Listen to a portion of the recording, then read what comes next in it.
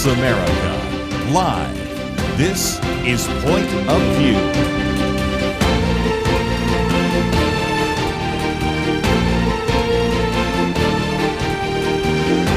And now, Kerby Anderson. From time to time, we like to look at some very important issues in church history that have really shaped where we are today, and we are the beneficiaries of some of those events. A while back, of course, we talked about the 500th anniversary of Martin Luther actually nailing the 95 Theses on the Wittenberg door. This year marks the 500th anniversary of the publication of William Tyndale's English translation of the New Testament. As the author says, no other book has had a greater impact on the English-speaking world, and really the goal today is to try to educate you first about that, because it was a book that gave the plowboy the words of God in his own tongue. It ignited the English Reformation.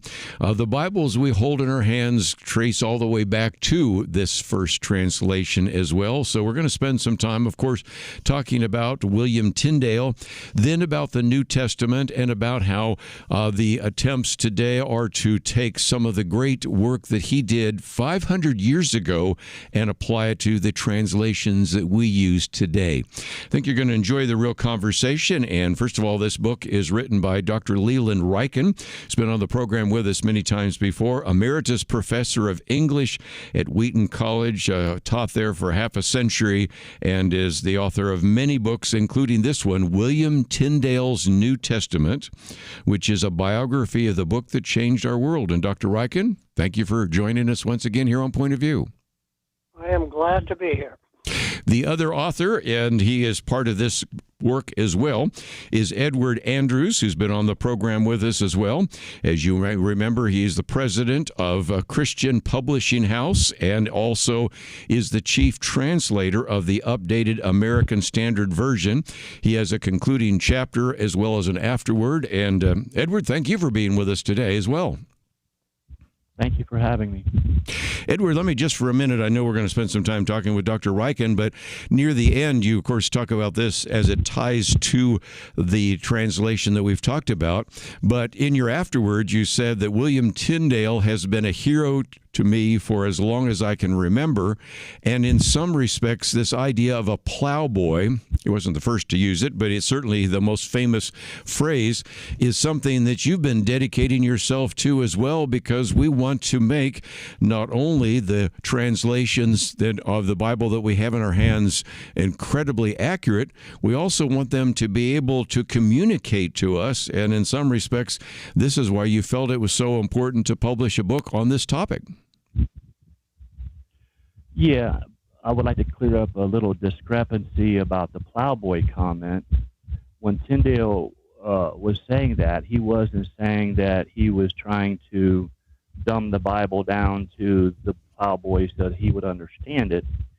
He wanted to give the plowboy an English translation, and it was the responsibility of the plowboy to elevate himself up in reading to be able to understand the translation that Tyndale gave him. So in making a literal Bible translation, the effort is not to move it from a 12th grade level of English down to an 8th to 9th grade level or even lower.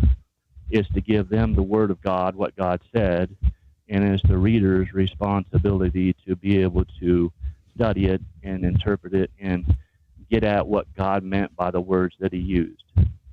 Well, let me, if I can, Dr. Ryken, come to you, because we do want to spend a little bit of time getting to know William Tyndale. What is so interesting is you see this with other individuals. There was nothing in his background that would suggest that he would be so significant and actually begin the English Reformation, but that's exactly what took place, isn't it? It is absolutely what took place. I like the phrase, not many mighty, as something to apply to William Tyndale. He grew up on a farm. Yes, he attended Oxford and Cambridge universities, but while there, he was largely self-taught. And going back to his humble beginnings, as I say in my book, there was nothing in his background that would have led anyone to predict that he would become the world-changing person that he did. Yes, and I think that's kind of interesting. I picked that up early on in your book because in some respects there are individuals that God raises up and they have such an incredible impact. But his background, as you said, grew up on a farm, grew up Catholic, and that's going to be important later on, especially when we talk about his martyrdom. But give us a little bit more of his background because in some respects here is an individual who was learning, he was beginning to think about whether or not it would be possible to translate the Bible. Of course, hadn't really thought about it, but then comes Martin Luther. So if you can, give us a little more of his background in terms of what it was like for him to be growing up in that part of England. All right. Gloucester was not exactly a backwater, but a very humble farming area. It was under the control of, yes, the monarch, but also the Catholic Church. I found so revealing, for example, that the Catholic Church, owned a third of the land in Gloucestershire. It is better to have the rudiments of the faith as mediated through Catholicism than not to have them, as I point out in my book.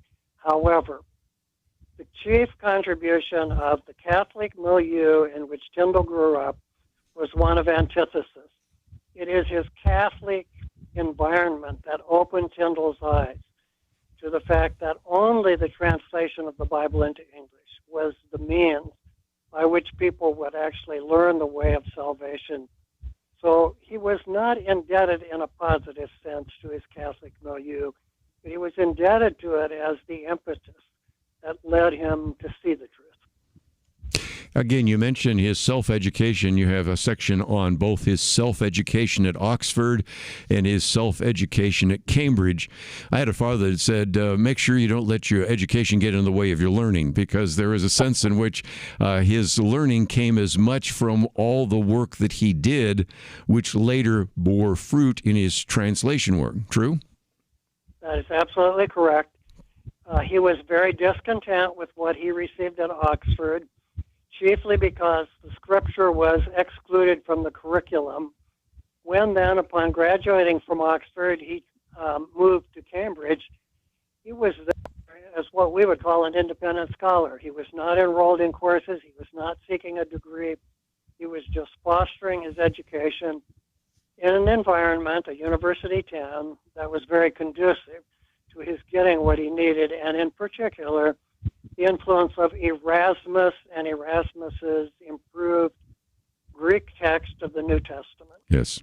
I need to take a break, but I want to come back and actually ask about the influence of Erasmus, the idea of a textus receptus, and some of these things which are very important, which we will later talk about, especially with Edward about Bible translation. But we need to take a break, and so when we come back, we'll talk about that and some of the education in languages, and then eventually discovering that, maybe that's where he is headed, and then having to literally leave England to be engaged in translation. So we'll talk about that. It's all part of this new book, William Tyndale's New Testament, a biography of the book that changed our world. We'll continue our conversation right after these important messages.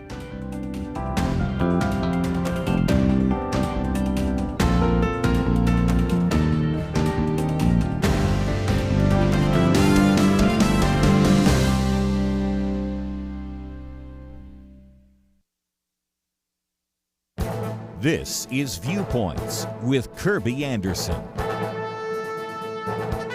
Are school children the wards of the state or the responsibility of their parents? That should not be a difficult question, but apparently many school administrators have a different answer. I had Leland Watts, Vice President for Alliance Defending Freedom, on my radio program to talk about his article, School Districts Are Keeping Parents in the Dark Over Social Transitioning. One of his colleagues was recently testifying to this issue before the U.S. House Subcommittee on Early Childhood, Elementary, and Secondary Education. He documented that over 1,000 school districts, attended by over 12 million students, have secret transition policies that direct school officials to hide information about children from parents. These policies violate not only biblical principles about a parent's responsibility for their children, but establish constitutional principles. These policies, either written or merely promoted verbally, violate the Family Education Rights and Privacy Act and the Protection of Pupil Rights Amendment. Of course, they also violate common sense. Lathan Watts reminded us that schools must get parental consent to administer aspirin, take children on field trips, allow them to participate in extracurricular activities, yet parents are kept in the dark about social transitioning. At the hearing, Democrats accused Republicans on the committee of pushing a false narrative. Lathan Watts explains that this is political speak for your witnesses are liars, but there is an actual court case that documented this, and ironically, these charges came the same day the Second Circuit Court of Appeals was hearing oral arguments about another secret social transition case. It's time for voters to make their voice heard about parental rights in the next election. I'm Kerby Anderson, and that's my point of view. For a free copy of Kerby's booklet, A Biblical View on Critical Race Theory, go to viewpoints.info/CRT. You're listening to Point of View, your listener-supported source for truth. Topic today is William Tyndale's New Testament. Of course, we're talking about him first, then we'll talk about the New Testament. And again, the Bible you hold today, especially if you have an English translation, whether you've got a Geneva Bible, whether you've got a King James Bible, whether you have, of course, what we'll be talking about in just a few minutes, a little bit later, an updated American Standard Version Bible, whatever it might be, a lot of that goes all the way back to that original translation 500 years ago by William Tyndale. But let's, if we can, Dr. Ryken, first I'll stay with you for a little bit longer, talk about the influence of Erasmus, because, of course, to get a translation, you have to go from the Greek New Testament to, of course, the English, and the influence of Erasmus was very significant, wasn't he? Yes. I would say the cornerstone of what Tyndale accomplished, and then the tradition flowing from him, stemmed from Erasmus's improved Greek New Testament, first published 1516, and then it was the 1522 version that Tyndale actually used when he came to translate. So again, one of the things we see is that he benefited from that individual. He also, as you talk about in the book, was kind of a religious controversialist, if you will. If you get John Fox's Book of Martyrs, I should say, and things like that, it talks about began to discover his vocation, and also begin to have questions about what we had at the time, what was available at the time in terms of the Bible. And so that's really leading to a whole section there where he eventually then becomes a translator. And you use the idea of animus mirabilis in terms of the fact that if you think of, he arrives in Germany in 1524, and then he begins to get the translation of the New Testament printed in 1525, and the complete New Testament in 1526, of course, our 500th anniversary. Pretty significant period of time in which he, after spending some time with Martin Luther, began what we today call the English Reformation. But fill in the background, if you could, because he recognized that if he was going to be an individual who was going to translate the Bible, he would literally have to leave England because it would be illegal to translate the Bible. Can you help us out with that? Yes. Upon his leaving Cambridge, he spent 3 years as a tutor in his native Gloucestershire. He had skirmishes with the local Catholic priests.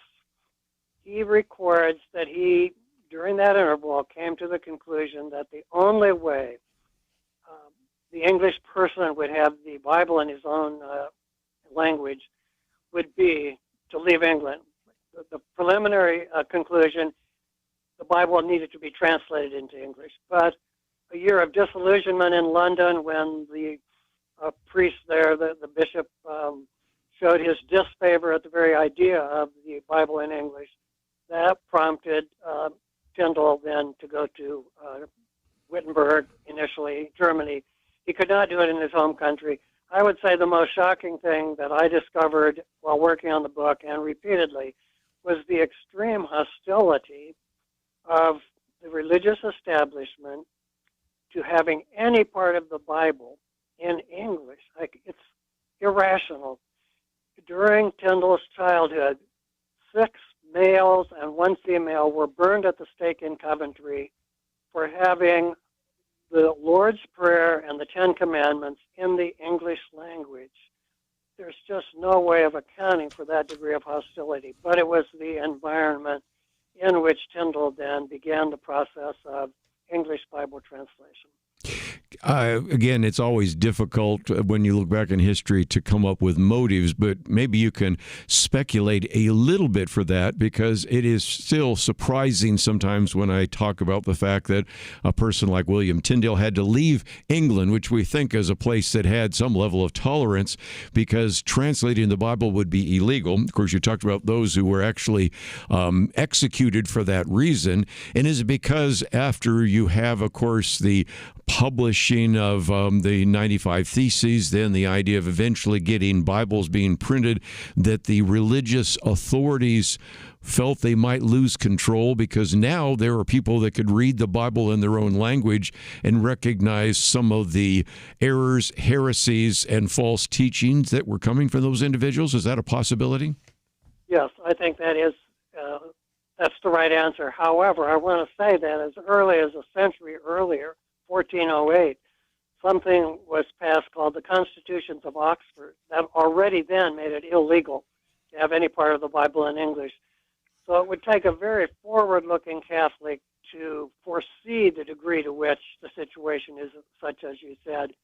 I think there's a lot of irrationality, in addition to, by the time of Tyndale, an awareness on the part of the Catholic establishment that having the Bible in English would indeed contradict much of Catholic teaching. Well, and of course, that was what he was convicted of. From about halfway to your book to the rest of the hour, I do want to get into the book that changed the world, and that will give me a chance to not only interact with you, but also Edward Andrews. But let's at least finish this, because not only did William Tyndale translate the New Testament, he wrote other books, and in some respects had a corpus of work there, but ultimately this also led to his martyrdom.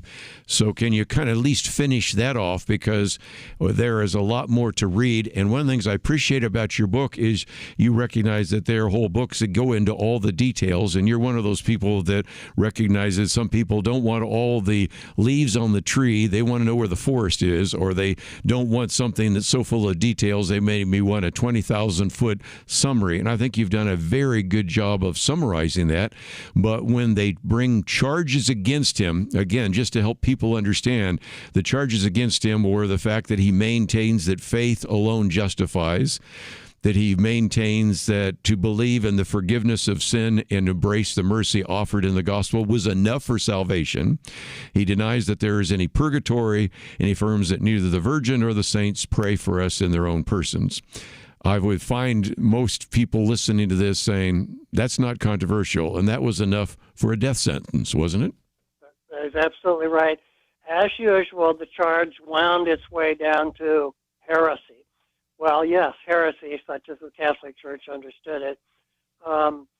Tyndale, upon completing and publishing his 1526 New Testament, to my surprise, instead of immediately then getting to his Old Testament translation, wrote several religious books, one of which is just the basic facts about salvation by faith, the gospel, and then he got involved in criticizing the Catholic Church and all of that. But Tyndale was more than a Bible translator. He was the fountainhead of the English Reformation, and these additional books that he published fit into that game plan.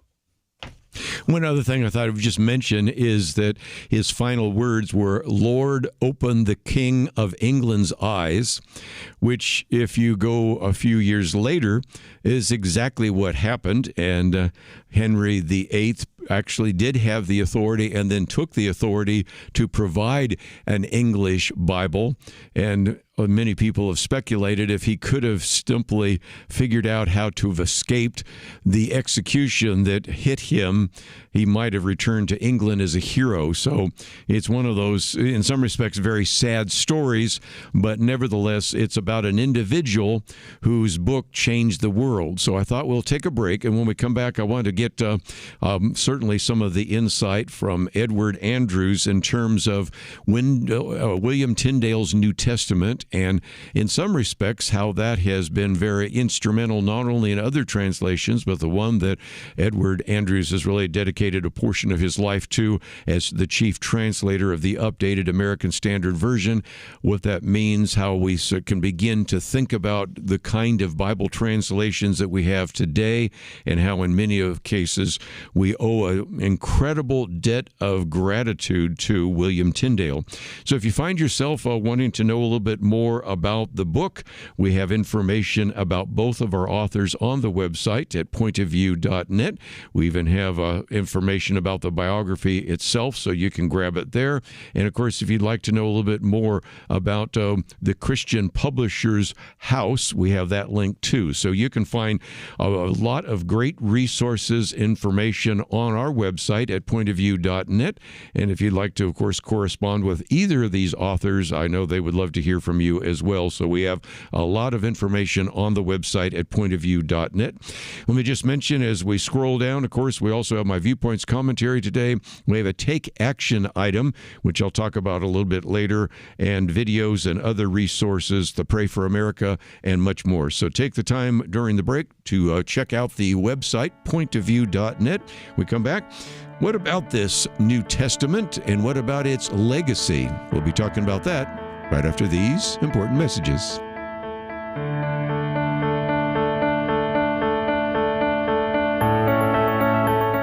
It almost seems like we live in a different world from many people in positions of authority. They say men can be women and women men. People are prosecuted differently or not at all, depending on their politics. Criminals are more valued and rewarded than law-abiding citizens. It's so overwhelming, so demoralizing. You feel like giving up. But we can't. We shouldn't.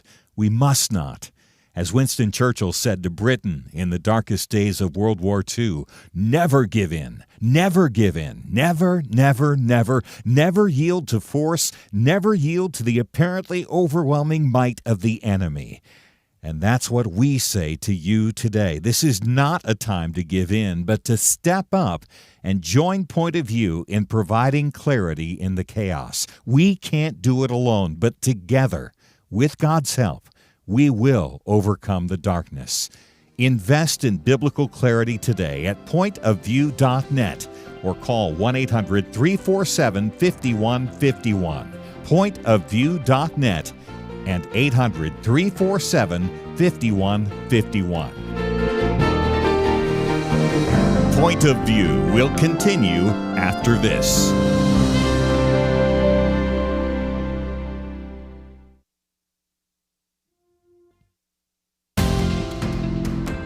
You are listening to Point of View. The opinions expressed on Point of View do not necessarily reflect the views of the management or staff of this station.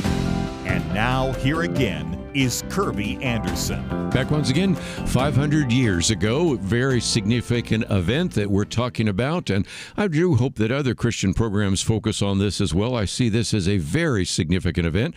William Tyndale's New Testament, a biography of the book that changed our world, and we are talking with Dr. Leland Ryken as well as Edward Andrews. And Edward, maybe I should come to you for just a minute, because in some respects we want to even look ahead to one of the later chapters on legacy, but the influence of William Tyndale and the New Testament on Bible translation, even the influence on English, the English language. We've talked in the past about the influence of Shakespeare on the English language. There is also, of course, the influence of William Tyndale on the English language. But maybe for both of you, but Edward, let me start with you. What is and what should be seen as the legacy of William Tyndale and his New Testament in terms of where we are today in terms of Bible translation? Well, Tyndale's translation is the foundation for all modern-day literal Bible translations. If we look at the Revised Version from 1881 to the American Standard Version of 1901, the Revised Standard Version of the 1950s, the New American Standard Bible, the English Standard Version, and even the Christian Standard Bible, and as well as the updated American Standard Version, it laid the foundation for their translating process. William Tyndale established a core for English biblical vocabulary. He set the standard for translating directly from Hebrew into Greek. His commitment to clarity without paraphrase, his sentence of rhythm and phrasing proved durable. It still lasts up until today. He normalized consistency in rendering key theological terms. His work demonstrated the literal translation could still be readable. Mm-hmm. Tyndale's influence reinforced the idea of theology must arise from the text. Later revisions and new translations often preserved Tyndale where possible. Some of the English words would be repent and repentance instead of penance, faith, believe, grace, mercy, righteousness, justified, justification, congregation, elder, love, law and gospel, flesh, spirit, word of God, Passover, scapegoat. So just great illustrations. Dr. Ryken, let me come to you for just a minute, because as an English teacher, one of the things, and of course this is one of the chapters in the book, deals with the fact that we have just a lot of English words and phrases that we use today that go all the way back to the 1526 New Testament. And in some respects, just as we oftentimes talk about many of the phrases and words we use today go back to Shakespeare, I think most people, even in the church, are unaware of the incredible influence that William Tyndale has in even the way we communicate the Bible and the way we read the Bible. That's right. Incidentally, I want to just say, as I listened to Edward, it confirmed that I think he is the best living authority on Bible translation. Yes, as an English professor, I am amazed at what all Tyndale contributed, just as much as Shakespeare, really, to the language. Both Tyndale and Shakespeare contributed approximately 1,700 words to the English language. It is a truism among English types that no Tyndale, no Shakespeare. And that was just a kind of motto for me until I wrote the book, and I can see now that it's absolutely right. The English language was in transition from Middle English to what we call modern English. Very true. And it's just, it could not have happened apart from Tyndale. Another interesting little bypath is, if we read Tyndale's prose outside of his New Testament, it's really tough going. It's awkward. I believe that it was the translation of the Bible itself that unleashed the beauty and mastery of Tyndale's handling of the English language. So, yes. Edward, I want to come back to you. I wanted to come back to Edward for just a minute, because he mentioned this idea of, the very literal translation in some phrase there's in the book into English word for word. And today, we, of course, have different kinds of translations. We've talked about that before with you. But this idea of working tirelessly to try to do the best job of translating from the Greek into the English, and not trying to have a paraphrase or what's oftentimes referred to as dynamic equivalence. We won't get into all the technical words, but that, I think, is a legacy that has been passed on for 500 years, don't you think? Yeah, it's been passed on for 500 years, but I would say that the modern translations has, dipped their toe into the interpretive translation philosophy. Some are swimming in the deep end. But even the New American Standard Bible in 2020, has moved in the directions of the interpretive translation. And they were considered the only literal translation of the 20th century, actual literal, like the ASV type literal translation. I mean, if you put in Google, even right now, probably what is the most accurate Bible translation, it'll come back the New American Standard Bible. And that's because literal translation is associated with accurate translation. But other ones, and there's a reason that they've delved into the interpreter side of the translation, and that's because, they always saw themselves as the king of the hill, so there was no need for marketing and advertising in order to promote their translation. So when the NIV came out, the ESV came out, and all these other translations, their sales just plummeted. And they had, instead of saying, hey, I'm going to market and advertise in order to grow my philosophy of translation, they just abandoned and, threw up the white flag. The ESV, when it came out, it had persons like Leland Ryken and others write several books on why literal translation is so important. And these are very good books, very popular books, plenty of interviews, plenty of advertising and millions of dollars spent marketing. So that's why the ESV became, the fourth best sold Bible in the world. So yeah, it's had an impact, but the impact's kind of wearing off, because if it wasn't for the updated American Standard Version coming along, you wouldn't have what is called a real, true, genuine, literal translation at this point in time. Good point.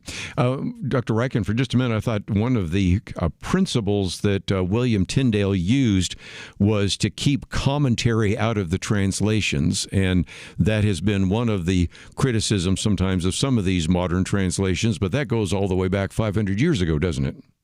Yes, it does.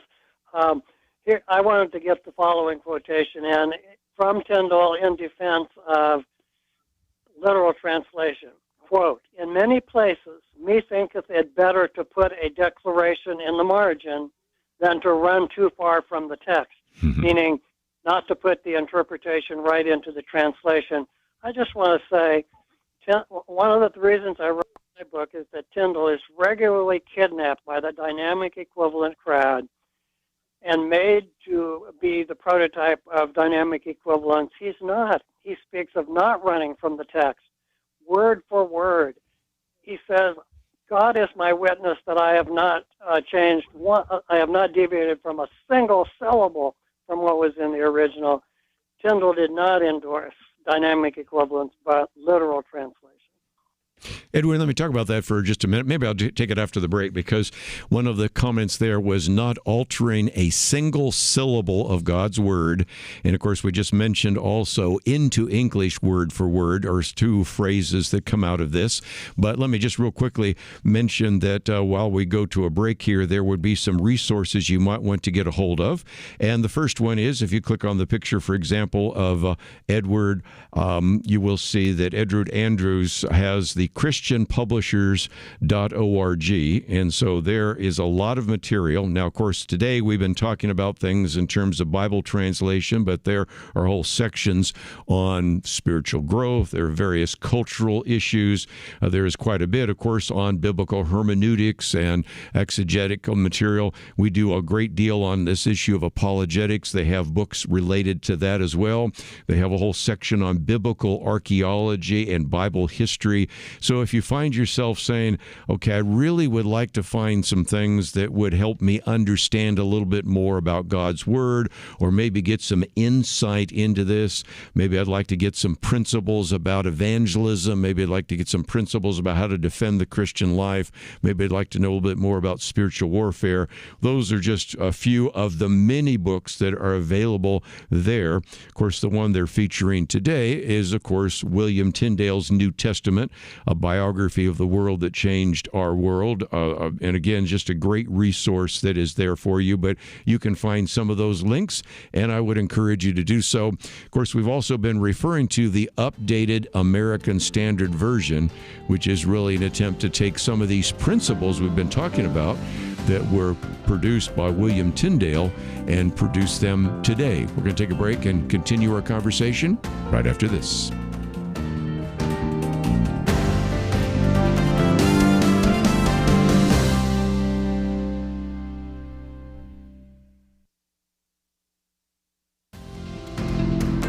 You're listening to Point of View, your listener-supported source for truth. For a few more minutes, let me just suggest that this would be a great way to be teaching this. You could teach this in your Sunday school class. Those of you who would want to maybe pass this on to your children, I dare say that you could go into a lot of churches and ask people, do you know who William Tyndale is? And they probably wouldn't be able to tell you much of anything. They might not have even heard the name. And what a great opportunity, maybe even to teach the kids and say, can you believe that for him to translate the Bible into English, he had to leave London. Can you believe that he was burned at the stake? Well, actually strangled and burned because he held to what today we take for granted. Can you believe that after the New Testament that he produced was produced, it was a banned book, and there was even a mass burning of Tyndale's New Testaments outside of St. Paul's Cathedral? And so, Leland Ryken, I think there are some great opportunities to take this 500th anniversary and teach our children, maybe even teach ourselves, some of the things that we are benefiting from 500 years later. Yes, I'm hopeful that as the year unfolds, it will become in many evangelical circles the year of the Bible. We just need to learn more about the legacy, the forerunner of what we hold in our hands today. And William Tyndale should not be idolized, but he should be celebrated because he is a great hero of the faith. Well, if we can, Edward, let me come back to this idea of not altering a single syllable of God's word and the idea of a word-for-word translation. Maybe we can tie that into, of course, the work you've done on the updated American Standard Version. Can you help us understand how those are key principles today in having the most accurate and readable translation that we can have in our hands? So the process I followed when creating the updated American Standard Version was I just literally started out with the American Standard Version in a file. And if it wasn't broke, I didn't fix it because they'd done such an excellent job. But there was a lot of tussling at times, on should something be rendered in more of an interpretive way as opposed to a literal way, and arguing with oneself. But my absolute philosophy is that we, stick to the literal translation, even in verses that there are exceptions, like 1 Peter 3:3, where cosmos is almost always translated world, but in that case, it's talking about being an adornment. So in that instance, it would be nonsensical wouldn't make sense to translate it as world. So there are cases like that, but these are far and few in between, and the literal translations that brag most today about being literal, in many places abandon that because they don't trust the reader. And I will tell you that I have talked to several interpretive translators, and almost all of them say that the churchgoers today are just too stupid to understand a literal translation. Their words, not mine. And if you look at the beginning of most of the interpretive translations, I mean, they say it in a nice way, but they're literally saying the same thing, that, churchgoers are just too stupid to understand the translation. And I thought I would touch on something I think is very important. There was no schools like we have today in Tyndale's day. That's right. You didn't even have like Little House on the Prairie schools where there was, one teacher and several students in the class. You just had a parish priest that might go around and teach the Latin alphabet to students, on his own time. But that was about it. And, so how did Tyndale come out with the English translation being literal and trust that people would eventually be able to read it? What you had thousands of Lollards who were disciples of John Wycliffe and students of John Wycliffe who actually literally taught in houses, in barns, in fields, wherever they could. They taught people to read, and they taught them how to read the New Testament. And it was like in the first century. In the first century, Christianity, how did it spread so fast? In the first century, Christianity went from 120 disciples in an upper room to, in 33 CE, to, in the middle of the second century, to over 1 million Christians in a 150 million people world. And that's because everybody was involved in evangelism. So when the Lollards were teaching and other people were learning, then those people became teachers and other people were learning. And so that's how it was able to happen. And so we have to have something like that today. We really need to have people trust that our people will work harder to have a better understanding of what God said, not what some translator thinks that it meant. Again, one of the sad realities is most of us have Bibles. A matter of fact, we probably have them on our phones. We have more access to Bibles, and yet we find people aren't reading them. Which brings me back to maybe a final comment or two from Dr. Leland Ryken. He talked about maybe this year could be the year of the Bible. I'm all in. And it does seem to me that this could be a great opportunity for us to encourage people to get back to the Word. And as they do so, we have a link to the updated American Standard Version. You can go to UASVBible.org. You don't have to remember that because it's on the website, or also, of course, to Christian Publishing House, christianpublishers.org. But the reality is that we really do need to, on this 500th anniversary, talk about the great legacy of William Tyndale, but more importantly, the importance for us to spend time in God's Word and to really dig deep into the Scriptures to understand what God is communicating to us. One of the encouraging things that emerged from my study is that Tyndale had this conviction that the only way the fellow citizens of England would know the way of salvation is to have the Bible in the English language. That's kind of lip service in some evangelical circles, but I just came away with a new appreciation for seeing that that is the fact, that the Bible is the ultimate starting place for knowing the way of salvation, and that if people don't have the contact with the Bible, they just lose the reality of the salvation that is taught in the Bible. And again, I think this is exactly what we need. So, first of all, Edward, let me thank you for not only the fact that you've been on here before talking about your translation, the updated American Standard Version. We do have a link to that in the website, and people can find out a little bit more. You've got all sorts of issues related to its purpose and how the translation came into being. And then, of course, we also have a link to christianpublishers.org. So many different books that are available through your publishing house. So, first of all, I want to thank you for being on the program. I thank you for the Bible translation, and thank you for working with Dr. Leland Ryken to get this book published. Thank you for having me here. And if you do go to our website, Leland Ryken's book is right there on the homepage with a discount as well. So in case you're interested in getting his book. Again, we have an ebook. We have all sorts of other things that you can get. You can also put it in your Logos software, which is, of course, something I use all the time. So that's another thing that you can load there as well. And Dr. Leland Ryken, it has always been a delight to talk with you all these years. And thank you for once again joining us here on Point of View. Very glad to do it, and Kerby, you make it easy. Well, that is good. We go all the way back, I hate to admit it, to the 1970s when I published one of his books, and have known him ever since, proving also that you can be an emeritus professor and still have a great impact as well. If you find yourself wanting to know a little bit more about the Bible or know a little bit more about William Tyndale, any of these resources are available at our website, pointofview.net, and then we will take a break, and then when we come back, we've got a few things in the news we do need to talk about, so we will do that as well.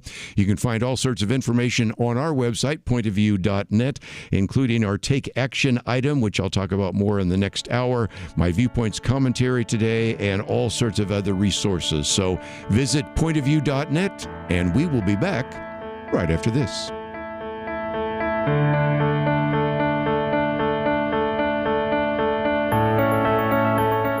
In 19th century London, two towering historical figures did battle, not with guns and bombs, but words and ideas. London was home to Karl Marx, the father of communism, and legendary Baptist preacher Charles Spurgeon. London was in many ways the center of the world, economically, militarily, and intellectually. Marx sought to destroy religion, the family, and everything the Bible supports. Spurgeon stood against him, warning of socialism's dangers. Spurgeon understood Christianity is not just religious truth, it is truth for all of life. Where do you find men with that kind of wisdom to stand against darkness today? Get the light you need on today's most pressing issues delivered to your inbox when you sign up for the Viewpoints commentary at pointofview.net/signup. Every weekday in less than 2 minutes, you'll learn how to be a person of light to stand against darkness in our time. It's free, so visit pointofview.net/signup right now. pointofview.net/signup. Point of View will continue after this.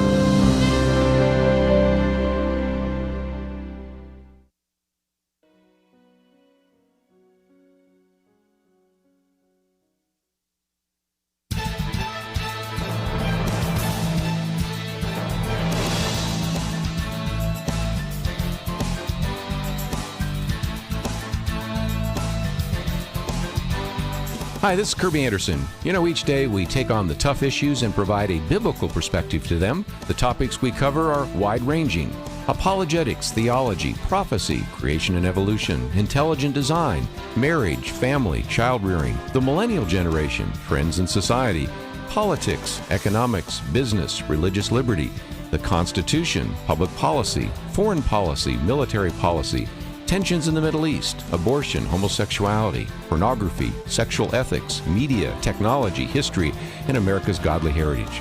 We talk about anything that affects your faith, your family, or your freedom. So don't go anywhere, because Point of View continues right now.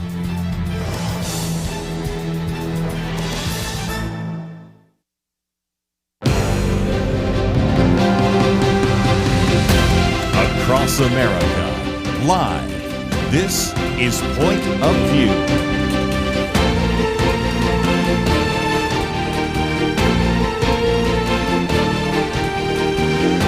And now, Kerby Anderson.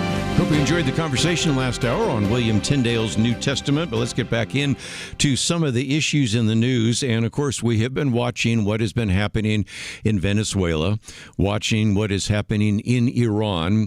We could also add a variety of other countries because of some of the devastation that Venezuela is perhaps going to lead to Cuba. We can maybe see some changes there. Of course, over this last year, we've seen remarkable changes in the Middle East. And I thought it would be good to start with this piece by Alan Joseph Bauer, in which he says, we're really watching history unfold before our very eyes. He says the events in Iran are extraordinary, as is the courage of the Iranian people. And I do believe we really need to be praying for them as well. But sometimes you see an event and it is more significant than you realized. He talks about, for example, when the Ayatollah Khomeini went down the stairs of the Air France flight and took over Iran. And, of course, we're dealing with the consequences of that as well. We can think of many others. And what he's saying right now is what we are witnessing in Iran is nothing short of extraordinary. Now, the problem is we don't have clear vision, partially because they've been able to block the internet and all sorts of other things. So he uses the example, which we oftentimes use, especially if we're talking about Hinduism. It's in my booklet on Hinduism, the story of various blindfolded men, each touching a different part of the elephant and unable to see the whole picture because they only see part of it. And he says, in some respects, that's what we've got right now. We got stories from Starlink about hundreds of thousands in Tehran. We have stories of anywhere from 500 to 3,000 that have been killed by the Iranian forces. We have pictures of fires and protests and all sorts of things. So we really don't exactly know what we are dealing with. But nevertheless, he says, one of the reports, for example, that bounced around the internet was the burning of 25 mosques in Tehran, Iran. People mistakenly look at the Middle East countries as being Muslim countries, but if you think about it, that's really not the case. You have Sunni Muslims, you have Shia Muslims. Most of the people in Iran are Shia, but they also are Persians, not Arabs, and some of them even are Sufis. I won't get into all those details, although we do cover that in my little booklet on Iran, on Islam, I should say. but nothing else. We can recognize that if you've ever seen, and the internet lately has been full of pictures from, say, the 1970s showing Iran to be very much of a Western culture, a Western country, in which, of course, it was then dominated by the very significant repression that took place in this theocracy run by the Ayatollahs and the Imams. And he points out that many Iranians want nothing to do with forced hijabs and the morality police out there as well. So this is an issue. And he says, in some respects, the response this time, as I mentioned yesterday, is not surprising when they begin to look around and they find that they might have a friend in the White House, President Trump, who is not a president who's convinced that the way to actually keep the Iranian mullahs down is by sending enormous amounts of and pallets full of cash to try to deal with them in that way. They also look at Lebanon and see the leaders there trying to get rid of Hezbollah. They see Israel that has attacked, and in some respects, whether it's Hezbollah, Hamas, the Houthis, they are a shadow of their former self. We had the conversation last Friday about what it looked like on October 7th, 2023. What it looks like today, January 13th, 2026.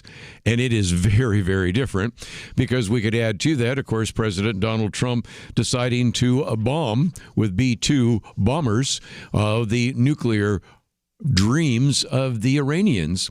And so you can begin to see that some things are changing. But they're not just changing politically, they're changing culturally. Because, again, Alan Joseph Bauer says, I remember when the Ayatollah Khomeini refused to allow Coca-Cola to come into Iran because he said that there was a definite culture associated with such products. And the younger Iranians, who seem to be at the forefront of what is happening right now, want that culture. They are the ones that, when they've had access to the internet, say, we'd kind of like to wear blue jeans. We'd kind of like to listen to some of the pop music. We would like to be able to have the freedom that people all over the world, except maybe in North Korea and a few other places, enjoy almost all the time. And they are tired of a Shiite minority basically controlling and destroying their lives. And they are recognizing that even as they look at other Muslim countries, there's more freedom in those Muslim countries than there are in Iran. So again, we can see that some of these things have happened almost overnight. And again, there's a real question of what the future might bring. Do we bring the son of the Shah of Iran back? His argument is maybe at the moment that has to be the case because we don't want a vacuum, but maybe that's too far ahead of where we are at the moment. But you can begin to see that some of these ideas that were really promoted in the Middle East, and he talks about even some of these ideas of Hamas. By the way, it's interesting, he makes a point about the fact that we have still a number of pro-Hamas people in the West. I don't know if you've seen this the other day. I think the Babylon Bee first came out with it. The number of leading Democrats who have been critical of Hamas.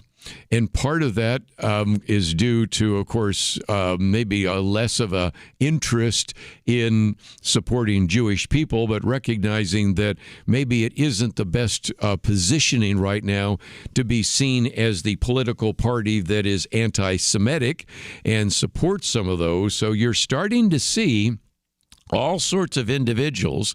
We were talking about the Senate minority leader. We're talking about the mayor of New York City. We're talking about prominent Democratic senators all making some pretty strong statements supporting Jewish people and condemning Hamas and referring to it as a terrorist organization, which it is.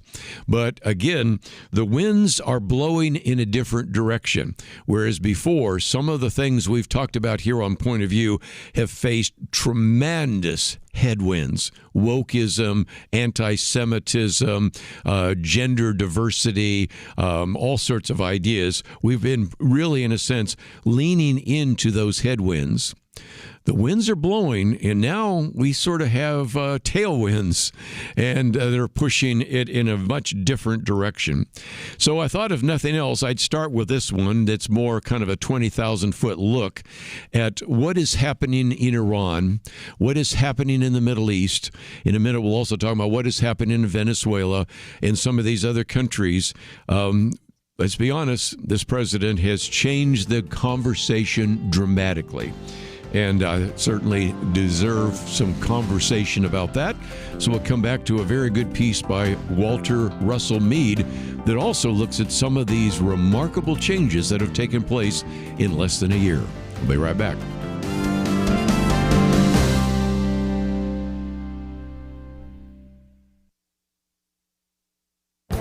This is Viewpoints with Kerby Anderson. Are school children the wards of the state or the responsibility of their parents? That should not be a difficult question, but apparently many school administrators have a different answer. I had Leland Ryken, Vice President for Alliance Defending Freedom, on my radio program to talk about his article, School Districts Are Keeping Parents in the Dark Over Social Transitioning. One of his colleagues was recently testifying to this issue before the U.S. House Subcommittee on Early Childhood, Elementary, and Secondary Education. He documented that over 1,000 school districts, attended by over 12 million students, have secret transition policies that direct school officials to hide information about children from parents. These policies violate not only biblical principles about a parent's responsibility for their children, but establish constitutional principles. These policies, either written or merely promoted verbally, violate the Family Education Rights and Privacy Act and the Protection of Pupil Rights Amendment. Of course, they also violate common sense. Leland Ryken reminded us that schools must get parental consent to administer aspirin, take children on field trips, allow them to participate in extracurricular activities, yet parents are kept in the dark about social transitioning. At the hearing, Democrats accused Republicans on the committee of pushing a false narrative. Leland Ryken explains that this is political speak for your witnesses are liars. But there is an actual court case that documented this, and ironically, these charges came the same day the Second Circuit Court of Appeals was hearing oral arguments about another secret social transition case. It's time for voters to make their voice heard about parental rights in the next election. I'm Kerby Anderson, and that's my point of view. For a free copy of Kerby's booklet, A Biblical View on Critical Race Theory, go to viewpoints.info/CRT. You're listening to Point of View, your listener-supported source for truth. Back once again, let me just mention as a program note that I'm really looking forward to our conversation tomorrow with Dr. Mark David Hall. He is an individual we've had in studio back when he wasn't as well known as he is now, but we had him in years ago to talk about his book, Did America Have a Christian Founding? We're going to focus on that again because this is America 250, 250th anniversary of America, and sometimes people on both sides misunderstand when people say, well, do you think this was a Christian nation? Well, I think he's got a very careful, nuanced look to recognize, no, not all founders were Christian, but if you don't understand the Christian foundation of some of the statements that were made, some of the sermons that were given, some of the actual articles that made their way into the Constitution or made their way into the amendments or the Bill of Rights or whatever, then you really don't understand that. But on the other hand, some people, I think, go the other direction and make it sound like everybody was a Christian back in 1776 or 1789, and that's not the case. And I think his book is very well written. And of course, now he's a professor at Regent University and an individual that we'll have by phone, but we enjoyed having him in studio last time, and that was years ago when he was, I think at that time, just a professor at George Fox University. But he's gone on to bigger and better things. As I mentioned before, he was the person invited by the National Religious Liberty Commission, which was established by Donald Trump Trump to actually speak to all of the participants about America's founding history, and in particular, the issue of religious liberty. So we are privileged to have with him tomorrow in the first hour, and I hope that you will be listening then. Let's get to this next piece, which also is kind of a bigger look, by Walter Russell Reed. And he begins by asking the question, is Iran next? President Trump repeatedly warned that the U.S. would not stand idly by if what he calls the theothuggery of Tehran fired on protesters. And, of course, that is the case. But he wants to back off just a little bit because the title of his piece is Trump Captivates the Globe. And it's a very good piece that was in the Wall Street Journal that helps us understand the remarkable changes in the world due to Donald Trump and, of course, his staff and all the other individuals. Marco Rubio, Secretary of State, Pete Hegseth, Secretary of War, certainly deserve a great deal of credit for that. But it is really remarkable. And whether you like him or not, and I get comments from people that think we're probably too pro-Trump and others think we're too anti-Trump, the point is you got to tell it like you see it. And what he's saying right now, because he's not necessarily in the pro-Trump category, is this is remarkable. And anybody who simply turns a blind eye to it is dealing perhaps with an advanced case of Trump derangement syndrome, because we've never, ever seen anything like this before. But he then warns that it's a high-stakes game. He says, as in Venezuela, Russia, and China, and of course now add into that Iran, things could go either way, and that is certainly the case. And so in some respects, we're dealing with joint exercises involving the Chinese, the Russians, the Iranians, South African navies off the Cape of Good Hope. I mean, this is a time of turmoil. If you wanted calm, this isn't your world, but it is one in which he says this is world politics the way Donald Trump likes it. Last week, it was the seizure of Venezuela's Nicolas Maduro in a raid of extraordinary daring and competency that stunned the world. Then came his threats against Greenland, setting Europe in an uproar with a few casual remarks. The Europeans sounded tough, but as usual, were industriously signaling weakness. And then he goes to a number of others, and he says, look, except for a few American intellectuals and some journalists that had this whole Russia, Trump and Putin fantasy, as Russia was basically controlling Trump, and Trump was a puppet of Putin. Anybody seriously believe that? Anyway, that was the case. They're going to resist the conclusion, and the conclusion that Walter Russell made is Vladimir Putin is the man who has the most to lose from the current Trump foreign policy, the current international trajectory. The removal of Nicolas Maduro, the pressure on Tehran or on Iran itself, a variety of others are not actually going to be helpful for the Russians, and that's something that needs to be said, and that's why we're saying it right now. Okay, now, the question, will all this work out as the president hopes, he asked? Will Venezuela continue to follow his lead?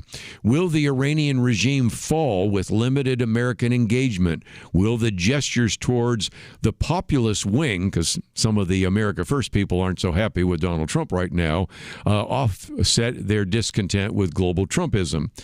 And he says, look, nobody knows for sure, including Donald Trump. But while other American presidents would view this extreme volatility and risk as a problem to be solved, the current president sees it as a condition to exploit.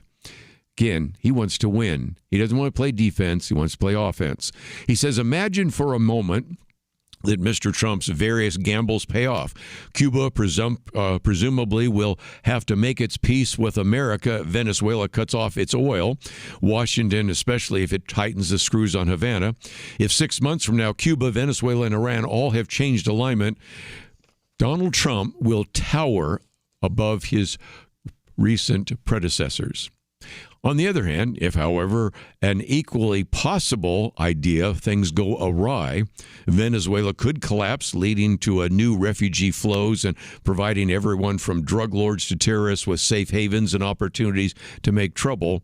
Israel or American attacks on Iran could fail, leaving the mullahs in power and the White House prestige badly denied. So you have flip the coin once, heads or tails. Flip the coin again, heads or tails. 3 or 4 times, we'll see where it goes. But I like how he concludes. He says, look, if Trump fails, his successors will struggle to clean up the mess he leaves behind. But if he succeeds, he will have built a new world. Some people even are starting to talk about an American century, which is something you wouldn't have even thought about mentioning a quarter of a century ago. And yet here we are today.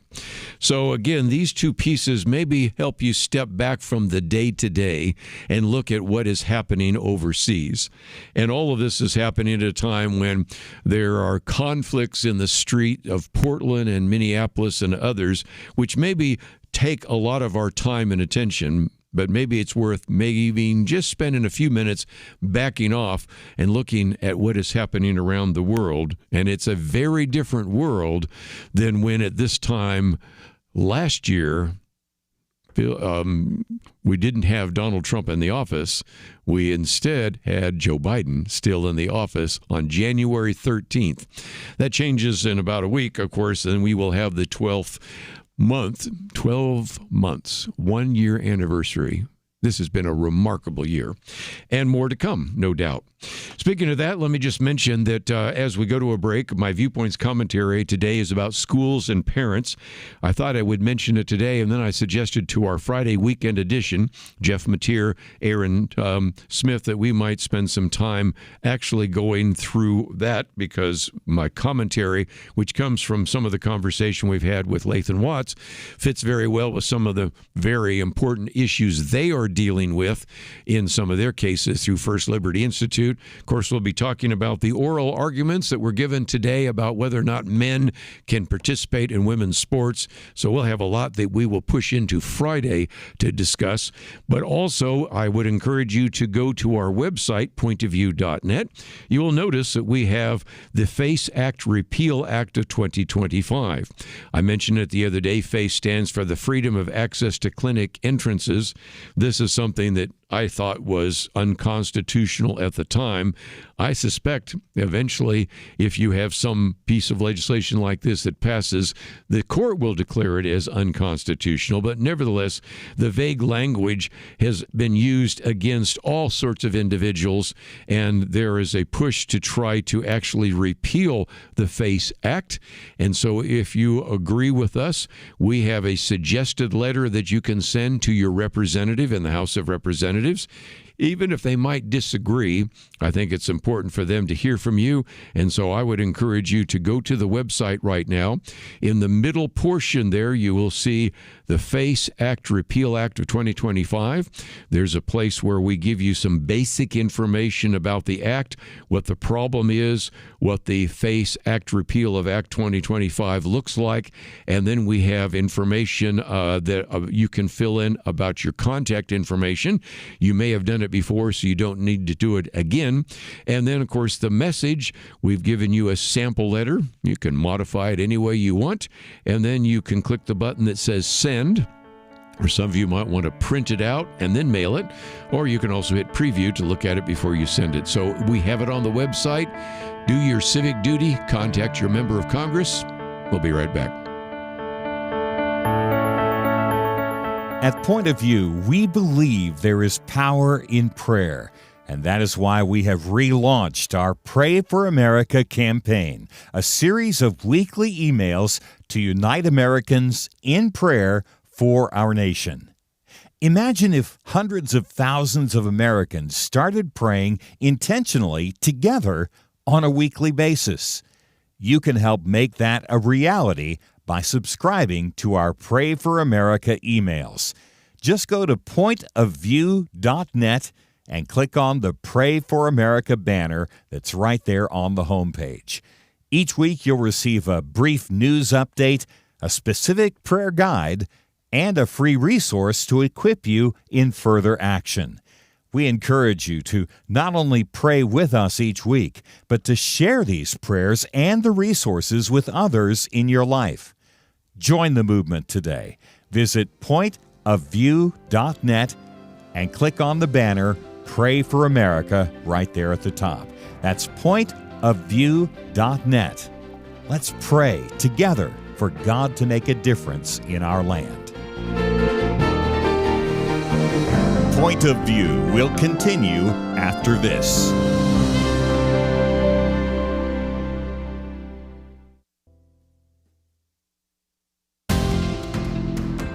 You are listening to Point of View. The opinions expressed on Point of View do not necessarily reflect the views of the management or staff of this station. And now, here again is Kerby Anderson. Back for the final half hour, we're going to spend some time talking about economics. And remember, a couple of years ago, some people were saying, okay, with Point of View, where do you see you going in the future? Are you going to make any changes? And I said, well, I think for sure we're going to talk more about some of these economic issues. And part of that, of course, was coming out of the pandemic and the lockdown, seeing all the money printing taking place, recognizing that we would probably be dealing with a lot more inflation, which we were. And as a result, I felt that affected the day-to-day. Christians have a lot to say about economic issues, and there are whole programs that are dedicated to that. But from time to time, it's worth addressing those issues, if for no other reason than once you start electing socialist mayors in Seattle and New York, and there are really some interesting things happening in Seattle, not to mention all things happening in New York City, that we will get to in the future. I think that is a very important reason to continue focusing on that. But as you will see over this half hour, I have 3 different articles. One that was published in the National Review, Why Democracy Needs the Rich. One on the disappearing middle class from the Wall Street Journal. And then one from our friend who's been on the program, David Bahnsen, on some of his criticism of a few things that Donald Trump has done, which is interesting because I would think that you could probably have figured out from when we've had David Bahnsen on the program, he has been very supportive of Donald Trump, but he identifies 4 things that are being put forward right now that are really bad ideas, bad economic policies. So you're going to get a range here, and there's probably a few things you're going to like, a few things you're not going to like. But again, let's see if we can try to sort some of that out. This first one is by John McGinnis, and I was fascinated. Why Democracy Needs the Rich. Turns out that's the title of one of his new book.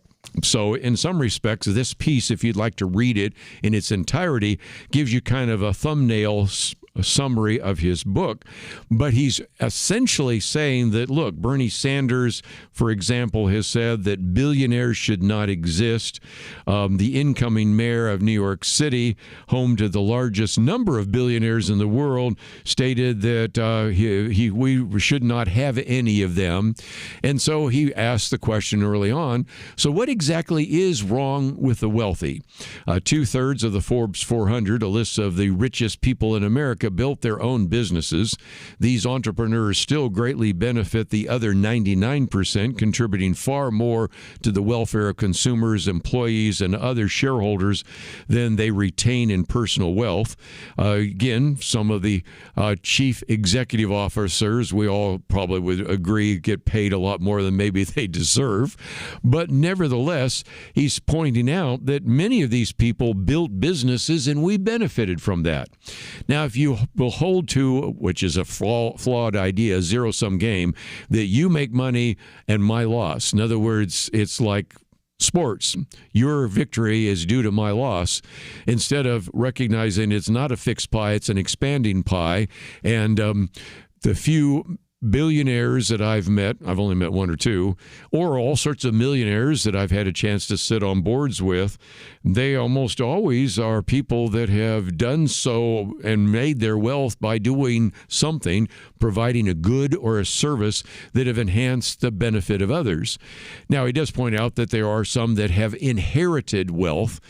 And that's the question that I think oftentimes the leftists want to identify with. But even there, he says, even so, their resources typically fuel investments and propel innovation and the rest. So the point he's making is simply that the rich do provide some real benefits. And without going into any more on the first 2 pages, I'll just focus on some of the benefits.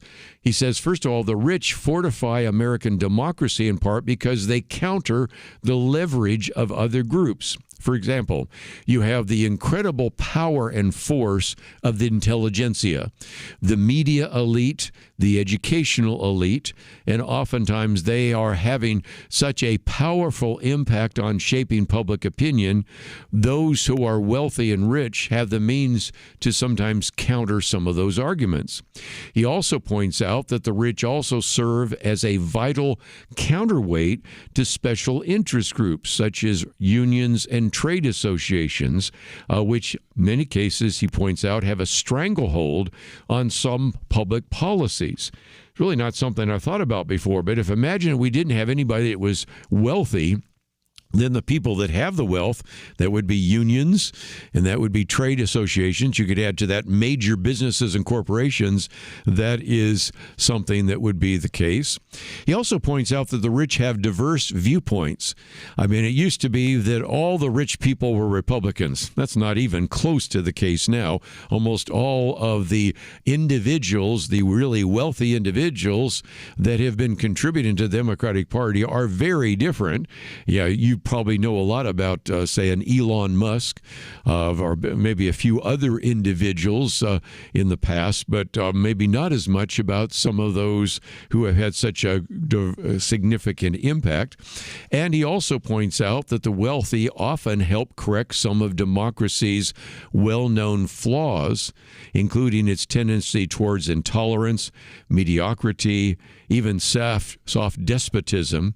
With their resources, they can champion causes that are sometimes unpopular with the current majority, ensuring that those ideas get a fair hearing. And you can think of those who have done everything from promoting the issue of climate change to promoting conservative politics, free market, whatever, on all sorts of different issues, and that is certainly the case. And the most important one, that I might add, is the wealthy also have a stake in defending the commercial nature of our democracy. If they benefited from a free market, then they are maybe a little less likely, although I can think of some exceptions, but they're probably a little less likely to endorse socialism and government control of all the resources. They are the first maybe to reject fascism, socialism, and communism. And he says, as Max Weber noted, capitalism brings a rationality to human affairs as people calculate what will work not only in business, but in social matters as well. Increased rationality is also important to the modern republic for evaluating policies and institutions that allow it to continue to thrive in changing circumstances.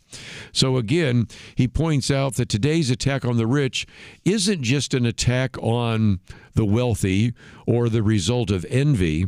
He's convinced that some of it also is to change the American system of government from a commercial civic republic to a more collectivist society where the state holds greater and greater and more unchecked authority. Thought it was a very good piece, brought up all sorts of things I had never even thought about, because oftentimes we think that the reason people are against the wealthy, against the rich, are simply because they say, well, that's because they got theirs and we didn't get ours. Or sometimes a flawed idea, well, they certainly owe us more. And of course, we have a very progressive income tax anyway, and there are some other things we can have a debate about, but there are some positives that I really hadn't thought about, and that's why he, of course, wrote this book, Why Democracy Needs the Rich. That's why that piece you could read if you'd like to get a summary. While we talk about the rich, this piece by the editors of the Wall Street Journal is one I'll begin, and then we'll pick up some of it after the break, because he says, we're pleased, the editors of the Wall Street Journal said, we're pleased to report that the American middle class is indeed hollowing out. That's his tongue-in-cheek, of course, because ever more Americans are earning their way into higher income brackets. This runs counter to today's populist gloom on the left and the right, so thanks to economists at the American Enterprise Institute for setting the record straight. The argument we've heard before is we're losing the middle class. There's some truth to that. We have, of course, taken industries and offshored them. We've not had a favorable economic climate sometimes in America, and it was cheaper for the various companies, especially transnational corporations, to offshore a lot of things. And so we lost the middle class in some respects. But it isn't all that the middle class became poor. It's that some of the middle class became rich. And so when we come back from the break, we'll get into, just for a few minutes here, some of the things that have come from this research by the American Enterprise Institute. And then we'll get into, okay, there are some things that David Bahnsen has identified which are economic policies that don't make sense. I know why President Trump is doing those. He recognizes that this issue of affordability is an important issue, and so he wants to kind of rig the game so that more Republicans will be elected in the House so that he won't be impeached, and so that he will be able to continue his agenda.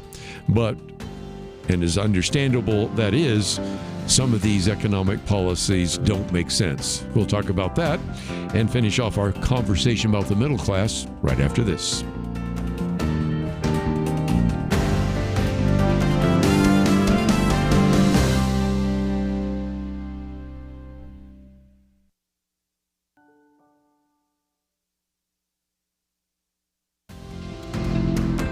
You're listening to Point of View, your listener-supported source for truth. Back for a few more minutes as we talk about economics.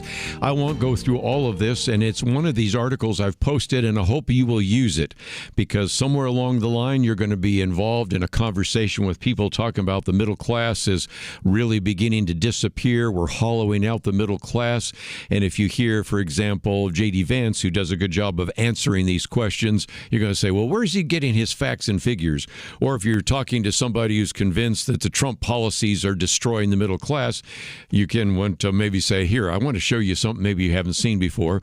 This, of course, comes from the editorial board of the Wall Street Journal, but then it has a link to the actual studies, and you can look at them for yourselves. But basically, let me just give you the bottom line. When you measure the whole issue of middle class and look on upper class and then those who are in the poverty level, if you measure it this way, the story of the past 50 years is steady progress out of the core middle class into the upper middle class. The share of families in the what's called the core middle class has declined to about 30% from 35%, and so have the proportions of people that were in the poor or lower middle class cohorts. Okay, where'd they go? Well, the upper middle class has exploded, they say. The bracket now accounts for 31% of families, up from 10% in 1979. And I thought it was kind of interesting because the writers put it this way. For the first time in American history, more families in 2024 were above the core middle class threshold than below it. 34%, 35%, 34%. So that's good news, even if we're going to be hearing a lot about affordability during the campaign. And again, are there some things we can and should do? Absolutely agree with that. Are we maybe missing some very important facts because the legacy press won't cover it? I think you know the answer to that one too. So let's, if we can now, go to the piece by David Bahnsen. Again, David Bahnsen's been on the program. For those of you that love theology, he's the son of Greg Bahnsen, and I've read Greg Bahnsen's books and all of that. And David Bahnsen has been really an individual working in Wall Street. We've had him on a couple of times. And he has 4 points that he makes. In the interest of time, I'm only going to pick 3 because they probably apply more to you. One is the fact that the Trump administration wants an outright ban on institutional buying of single-family residential real estate. Now, you know as well as I do that sometimes we've seen that take place. If you've been involved in the real estate market or just walk around the neighborhood, you will see some of these homes come for sale, and then what happens is instead of a family buys the home and raises their family there, an institution will buy the home and rent it out. And why would institutions want to buy it? Well, because it's at least one of those appreciating assets as our dollars are declining in value, appreciating value things. This could be stock, it could be Bitcoin, it could be gold, it can be real estate, it can be scarce art, things of that nature. Those increase. And so one of the things that many of these institutions have done is to buy some of these single-family homes. I live in a place right now where the Homeowners Association has a limit on how many rental properties we can have, because I know some wonderful people that are in rental properties, and I know a lot that simply don't take care of their house, and they just mess up the whole neighborhood. So Donald Trump, concerned about the fact that voters are going to say it's harder and harder for me to buy a home, he wants to prevent first-time home buyers from having to compete with some of these big institutions of buying a home. I understand why he's doing that. It is not going to be positive. If anything, it's going to take away some of the options for people that want to sell those homes. And so long term, I don't know that it's going to be real positive. And that relates to, I'm going to skip the second one to his third one, and that is the fact that he also wants right now to begin to buy more and more of various what are called mortgage-backed securities. We're talking about Fannie Mae, Freddie Mac. Why does he want to do that? Doing that also will make it easier for a person to buy a home.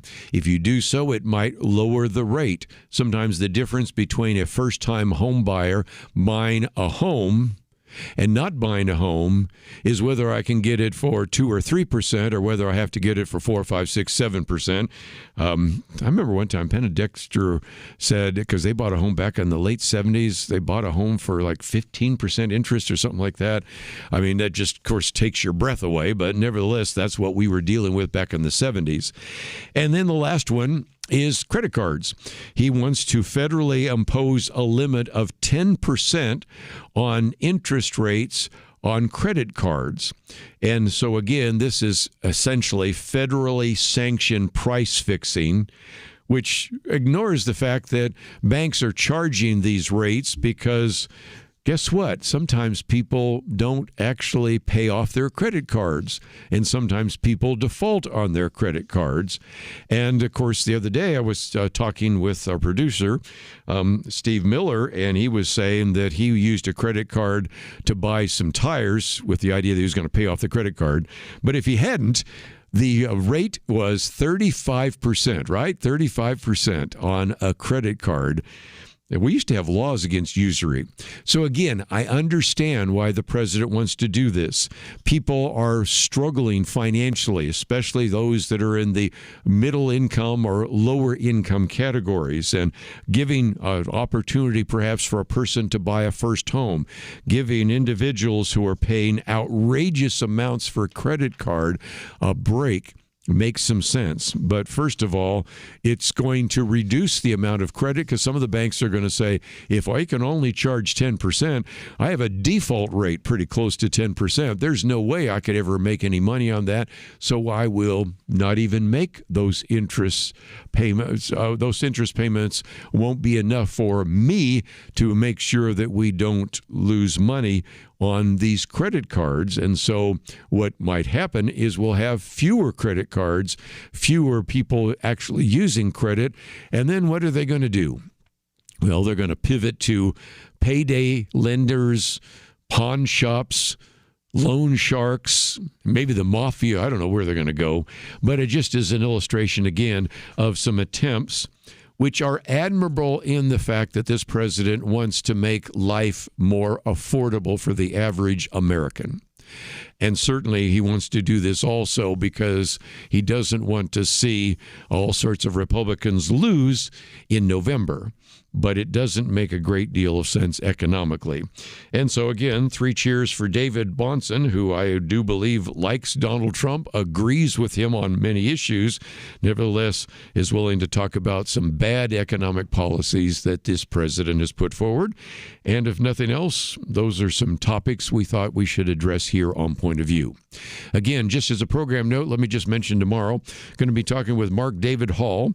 We'll come back to get a little bit into his book, Did America Have a Christian Founding? And maybe see what we can do to get ready for this 250th anniversary of course, this country. If you go to our website, you'll notice that we still have the banner up there for the matching challenge. I don't know that we've met that. I mentioned the other day that we have, I think, about $20,000 that we talked about in terms of the matching challenge. So if you've always wanted to give to Point of View, I think we still have a dollar-for-dollar match on the table. We do have our Take Action item, and of course, my Viewpoints commentary, schools and parents, one that we'll probably spend some time talking about next this Friday, because we'll get into some of these other religious liberty cases and parental rights cases as well. All available at the website at pointofview.net. If you'd like to listen to the program again, you can, of course, click on that button that says watch or listen, and I hope that you will do so. And also, we'd love to thank Megan for her help engineering the program. Steve, thank you for producing the program. See you back here tomorrow, right here on Point of View. Where does moral truth come from? According to 58% of Americans, individuals determine moral truth. A quarter of Generation Z says society determines moral truth, and morality can even change over time. Only 42% of Americans believe that truth comes from God. I don't know about you, but I find these numbers extremely troubling. It really is a crisis of truth, and that crisis has consequences. Look at society. Evil is called good, good called evil. People with biblical beliefs are called bigots, or worse, they're canceled. But there is hope. The Bible promises the truth will set us free, and that's why Point of View is relentless in our commitment to the ultimate source of moral truth, God's Word. At Point of View, we know that God's truth is eternal, and if we stand together, we can help more Americans apply His truth in their daily life. Help Americans find truth again by giving at pointofview.net or call 1-800-347-5151. That's pointofview.net and 800-347-5151. Point of View is produced by Point of View Ministries.